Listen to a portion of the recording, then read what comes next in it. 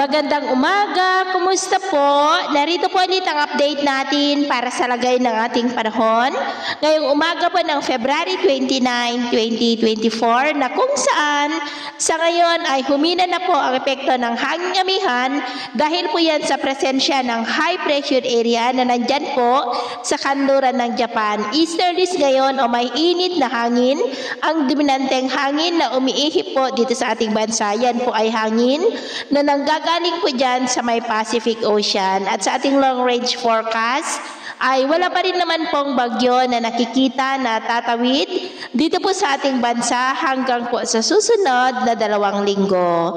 At sa lagay ng ating panahon, ngayong madaling araw ay maayos ang panahon sa malaking bahagi ng ating bansa pero may tsansa pa rin ng mga isolated rain sa silangang bahagi po ng Isabela dyan sa mga lugar na nakaharap sa Pacific Ocean, maging po sa may Quezon, Oriental Mindoro, Caraga, Southern Leyte at Davao Oriental. At mamaya ay sisikat ang araw sa malaking bahagi ng ating bansa pero may tsansa pa rin ng maulap na kalangitan with isolated rains dyan po sa may Santa Ana, Cagayan, Gataran, Baggao, Maconacon, Divilacan, Palanan, Aurora, Quezon, Mercedes, Leyte, Toledo, Surigao Provinces at Davao Oriental. At mamayang hapon mataas muli ang tsansa ng mga pag-uulan dyan po sa may Caraga at Davao Region kaya mag-ingat po tayo sa posibleng banta pa rin ng mga pagbaha at pagguho ng lupa.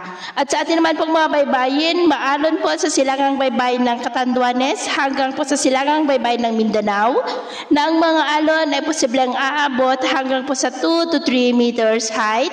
Iwasan po muna natin ang papalaot dyan po sa mga may kulay pula para mas makaiwas sa mga sakunang pangkaragatan. So, yun po ang latest update natin sa araw na ito.